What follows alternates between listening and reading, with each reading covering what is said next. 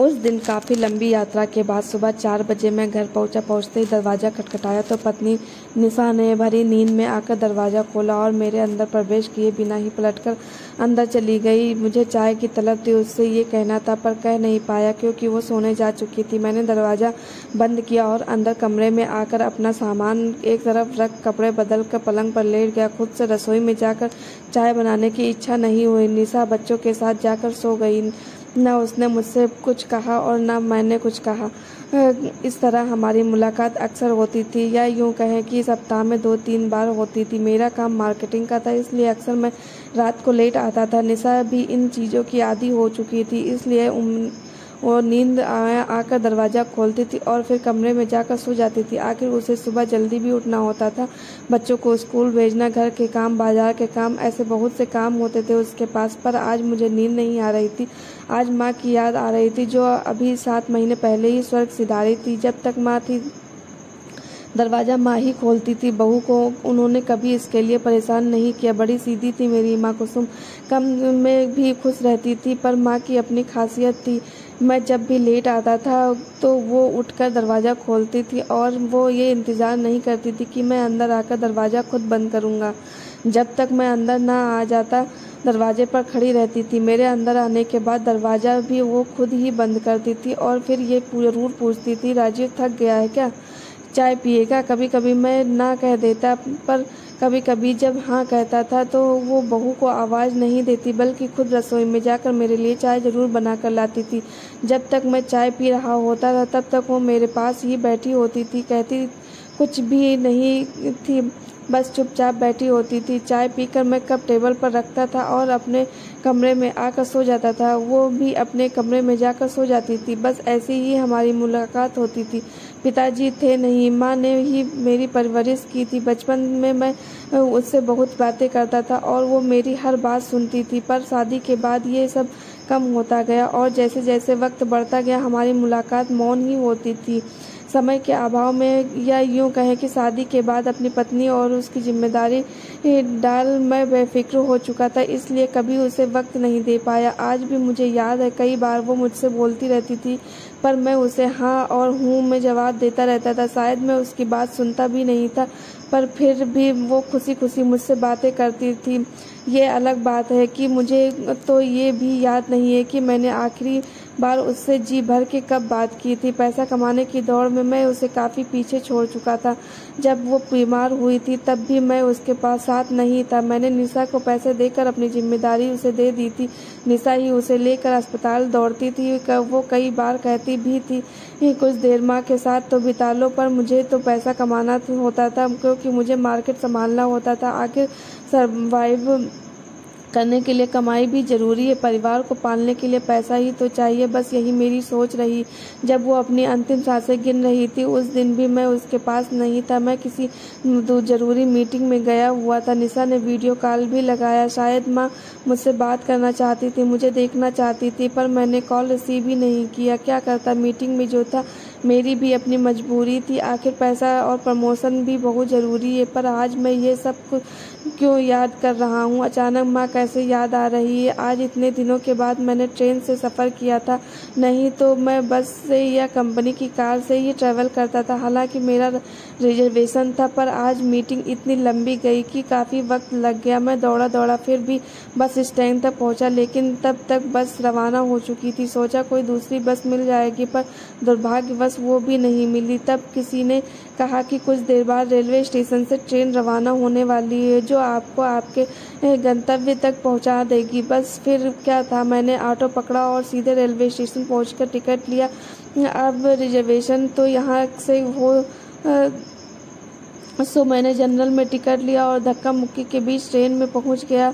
पर सबसे बड़ी जीत मेरी तब हुई जब मुझे खिड़की के पास वाली सीट मिल गई। खिड़की के पास वाली सीट पर बैठकर मैं अपने आप को बड़ा विजेता समझ रहा था। यहाँ तक कि सीट के पास वाली फर्श को भी मैंने अपना सामान रखकर अपने कब्जे में कर लिया ताकि आराम से बैठ सकूं। ट्रेन में काफ़ी भीड़ थी, इसलिए उधर ना देखकर मैं खिड़की के बाहर स्टेशन के नज़ारे देखने लगा। तभी अचानक ट्रेन में से ही आवाज़ आने लगी, अरे उधर कहाँ जा रही है? अपने बेटे को संभाल दिख नहीं रहा तुझे? भीड़ है। यहाँ पता नहीं कैसे कैसे लोग ट्रेन में सफ़र करने के लिए चढ़ जाते हैं। अरे ऐसे बेटे को तो घर पर रखती ये कहाँ लेकर घूम रही है, दिख नहीं रहा है क्या तुझे? हम खड़े हुए हैं, खुद के लिए जगह नहीं है, तुझे जगह कहाँ से दे? नहीं नहीं, मेरे बच्चों के पास बैठने की ज़रूरत नहीं है। अपने इस बेटे को इसका क्या भरोसा, मेरे बच्चों को नुकसान पहुँचा दे। तो मैं भी जानने की कोशिश करने लगा कि आखिर हो क्या रहा है। तभी भीड़ को चीरती हुई एक 40-45 साल की औरत अपने 13-14 साल के बेटे को गोद में उठाए। वही वह धमकी देखने में निम्न मध्यम वर्गीय लग रही थी। रस्सी सी कॉटन की साड़ी पहन रखी थी, सिर पर पल्लू ले रखा था। वही वो 13-14 साल का किशोर लड़का जो अपनी पूरी हाइट ले चुका था, मंदबुद्धि प्रतीत हो रहा था। इतने बड़े बेटे को वो अपनी गोद में उठाए वो मेरे पास आकर खड़ी हो गई और मुझसे बोली, भैया जी अगर बुरा ना मानो तो मैं अपने बेटे को यहाँ नीचे फर्श पर बैठा लूँ। कोई भी सीट नहीं दे रहा है, यहाँ तक कि हमें अपने पास भी खड़े होने नहीं दे रहा है। मैंने उसे ऊपर से नीचे तक घूर कर देखा और फिर उसके बेटे की तरफ, लेकिन उसने बोलना जारी रखा, बस अगले स्टेशन पर ही उतरना है। मुझे इतनी देर कैसे इसे गोद में लेकर खड़ी रहूंगी? इसे फर्श पर बैठा दूंगी तो थोड़ी देर मुझे भी आराम मिल जाएगा। 15-20 मिनट की बात है भैया जी, फिर तो मैं इसे लेकर उतर जाऊंगी। पता नहीं क्यों दिमाग तो हाँ नहीं कर रहा था, पर क्या सोचकर मेरा हाथ अपने आप ही सामान की तरफ चला गया और मैंने अपना बैग उठाकर गोद में रख लिया। ये देखकर उसने अपने बेटे को वहाँ फर्श पर बैठा दिया और खुद ही उसके पास फर्श पर बैठकर अपनी साड़ी से पल्लू से चेहरे को पर आए पसीने को पोंछने लगी। तभी उसके बेटे ने उसके कंधे पर अपना सिर रख दिया। ये देखकर उसने उसे दुलार करते हुए कहा, बस बेटा थोड़ी देर में पहुँच जाएंगे मेरा प्यारा बेटा, तब तक चुपचाप बैठेगा। उसने भी हाँ में सिर हिलाया और अपनी माँ की आज्ञा मानकर चुपचाप बैठ गया। मैं दोनों की प्रतिक्रिया को बड़े गौर से देख रहा था। मन में सवाल चल रहे थे कि इतने बड़े बेटे को जो मानसिक तौर पर बीमार है, गोद में उठाकर अकेली क्यों घूम रही है? इसके साथ घर का कोई व्यक्ति क्यों नहीं है? ये अकेली कैसे संभालती होगी इसे? तभी उस औरत की निगाह मुझसे टकराई जिससे मैं झेप गया। मेरे मन में चल रहे सवालों को वो समझकर उसने कहा, ये मेरा बेटा है भैया जी, थोड़ा बीमार है पर किसी को परेशान नहीं करता, पर फिर भी पता नहीं क्यों लोग इसको देखकर डरते हैं, कहते हैं कि यह मंदबुद्धि है, इसे अपने पास ही नहीं बिठाते। तुम इसका इलाज क्यों नहीं करती हो? अचानक मेरे मुंह से निकल गया। इतना पैसा कहाँ है भैया जी? हम तो रोज कमाते हैं तो खाते हैं, हमारे पास इलाज कराने के पैसे कहाँ? तो तुम्हारे पास साथ परिवार का कोई सदस्य क्यों नहीं है? इसे तुम अकेले ही संभाल रही हो। पता नहीं क्यों मैं भी सवाल पर सवाल किए जा रहा था। भैया जी कहने को तो पूरा परिवार है, सास जेठ जेठानी उनके बच्चे पति सब हैं, पर इसकी देखभाल के लिए कोई नहीं। शादी के पूरे 10 साल बाद हुआ था ये। वो 10 साल मैंने कैसे निकाले थे मेरा जी ही जानता है। बांझ बोल बोल कर दुनिया भर के ताने मारे थे उन लोगों ने, जीना मुहाल कर रखा था मेरा, पर मेरा पति मेरे साथ था। मंदिर मंदिर भटकी थी मैं एक औलाद के लिए, तब जाकर इसका चेहरा देखना नसीब हुआ था मुझे। पर जब घर वालों को ये पता चला कि मेरा बेटा, बोलते बोलते वो चुप हो गई, आंखों में आंसू आ गए। अपने पल्लू से अपने आंसू को पोंछते हुए बोली, अनाथ आश्रम छोड़कर आने के लिए कह दिया था उन्होंने। इस बार तो पति ने भी साथ नहीं दिया उनका, पर ऐसे कैसे अनाथ आश्रम छोड़ देती भैया जी? आखिर इसे जन्म दिया है मैंने, ये तो भगवान का प्रसाद था मेरे पास, जिसने मुझे माँ होने का सौभाग्य दिया था। बस लड़ पड़ी मैं भी उन लोगों से। अब कोई कुछ नहीं कहता मुझे, पर हाँ इसकी देखभाल कोई नहीं करता। मैं इसे अपने साथ ही फैक्ट्री ले जाती हूँ और अपने साथ ही वापस ले जाती हूँ।